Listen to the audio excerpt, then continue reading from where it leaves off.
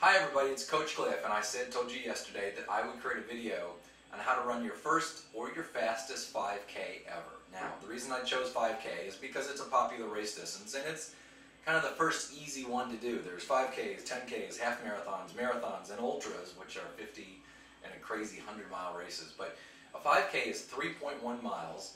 They're everywhere in your community. I don't care where you live, there's a 5K somewhere, or you could go do the mileage and figure it out yourself and go do a 5K. So I want to teach you how to do either it's your first 5K, which is a big deal for a lot of people, or your fastest 5K if you've done some before and want to get faster. And this is going to be as many segmented parts, so we're not going to go through everything today. We can't go through everything. It's a lot, but I just want to give you one area that you can improve on in your 5K time. Okay, so and I've got a green marker and a brown marker today. Can't find my black marker. But I'm going to show you one workout and how it works. Okay, first I want to explain, and that's not a very good marker. Let's try the green one. Here's a graph, and on here we're going to put our ventilation. So your ventilation, you're breathing while you're running, it starts going up and up and up. In other words, you run faster, you start breathing more quickly. So ventilation per minute increases as we start running or walking a little bit more quickly. At some point, it will spike upwards. There will be a definitive break right here. The ventilation will start going more and more. Now, all of you who have run before or exercised have felt this point before, because what that is where you're running and you feel comfortable and you say, I could probably do this for the next hour, I'll be tired, but I feel okay. And then you increase it by 1%, just a little bit more, and you kind of go past that limit. That's that limit right there. Now, we can measure that in a lab, but you all have felt that before and probably know what I'm talking about with that. Okay, this is what's called your anaerobic threshold. And that point right there correlates along with lactic acid in your body, which is a waste product or a byproduct of ventilation or of oxygen, your body not meeting enough oxygen demand. It cannot. So in other words, we're bringing in oxygen from the air, but your body cannot utilize it quickly enough because now we're going too hard. So that is our anaerobic. We're going from aerobic to anaerobic period right here, and lactic acid all of a sudden starts to build, and that's when you start feeling pain. Now, here's the problem with running and training, is that it's very easy, and there's nothing wrong with it. It's very easy to go and train at that level right there, to go for a long, easy run, or to go out and do 3 or 4 miles, or a mile, or 2 miles, or whatever, at an easier pace because it feels good. It feels better than training at this level, or even at this level. That's killer. But here's the point, is that for you to move this graph, let me see if I can get my brown marker to work at all. To move this graph, and no matter who you are, no matter what your talent is, no matter your age, your genetics, it does not matter. This graph is where it is for you. It can move like that. So here's what we correlate. Is let's say for some people this is 160 beats per minute on your heart rate. Now we cannot determine that unless we put you into a test on a treadmill and we're looking at your VO2 max and all that stuff. But let's just say you kind of know where this point is, and it's for one person it's 160 beats a minute and it starts to go up. Actually, that's a little high. Maybe more about 150. Or an average person was 150 beats a minute. So we know that you need to do some training that's above 150 beats a minute. More along the lines of 160 beats a minute is where we need to train and do that for a period of time. Now you can't do that for too long. You could do that for several minutes. Now I'm talking to a big crowd of people. There are people that can sustain this heart rate, 170, 175, 180 for a half hour, an hour. That's when you're at another level of comfort doing that heart rate. But I'm just giving you some examples. So let's say that you do this 160 beats a minute. You can only last for a minute or 2 or 3 doing that, and then you have to stop. I would rather you do that. In other words, train for a minute or 2 or 3 at that level, and then stop.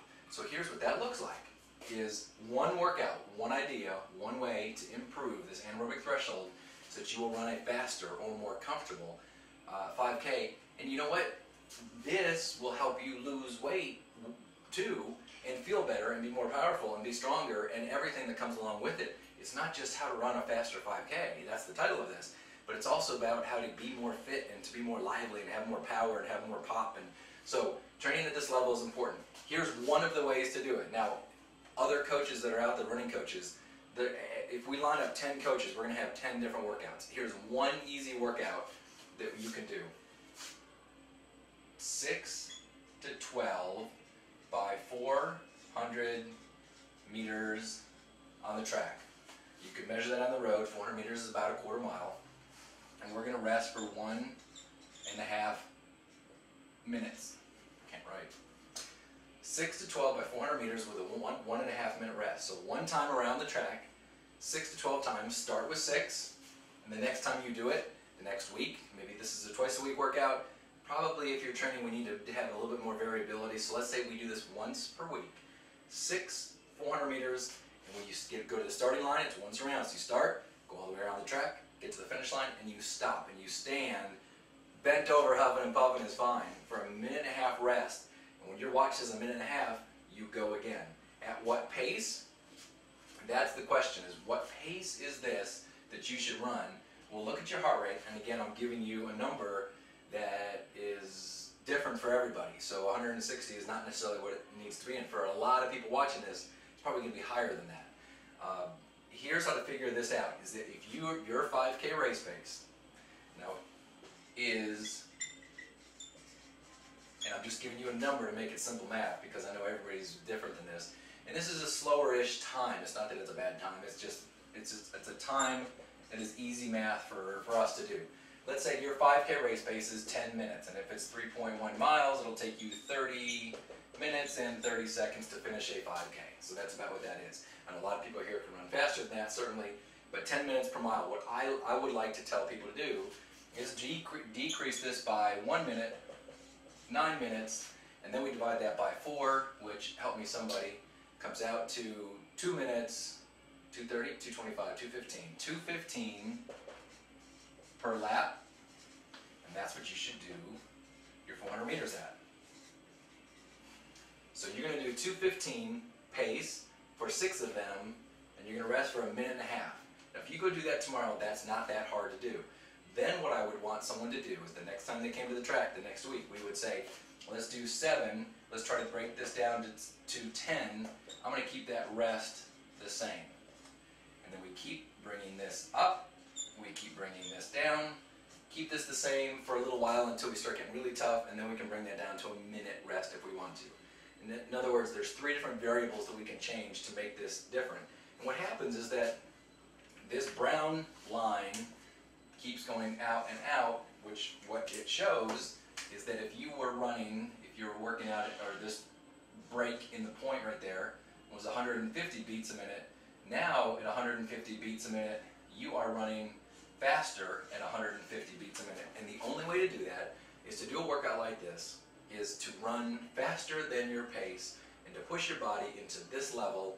That's the only way to make yourself go faster. Now, as I'm talking, and I'm talking to walkers and marathon runners and everybody in between, the principles are the same no matter what age you are, no matter how, like from a kid to a senior citizen, and everybody in between, the principle is exactly the same. Your body does not change within this realm, and I think everybody should work out like this.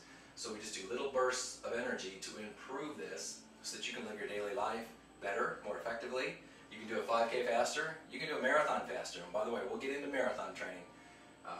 But this is the basic proponent of running and how we train someone around it. Let me show you real quickly, is that here's your Sunday long runs, here's your, let's just put the 400 meter repeats in here, here's your mile repeats, and here's your, if you're ever going to do sprint workouts, you can do that. So we train along this graph to make the graph go out there. Does that make sense? Okay. I hope it did. I hope that helps. I'm going to be giving you a lot of stuff like this, and I tend to ramble, but I'm just going to ramble and teach and teach and teach and teach as much as I possibly can because I love doing this. So I hope that helps. I hope that gets you out tomorrow morning, or this morning if you're watching this. Let's get out today, do some 400 meters, see what it feels like. It's not that hard. Don't be scared of doing it. It will make you faster and you will feel better. Within a week or 2, you will notice a big difference in your running. I hope that helps. Talk to you soon.